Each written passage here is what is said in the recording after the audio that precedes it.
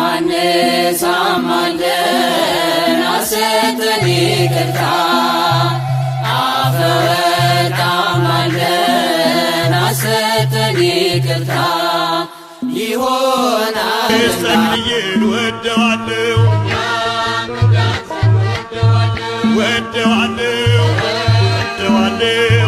ስለ ጌታ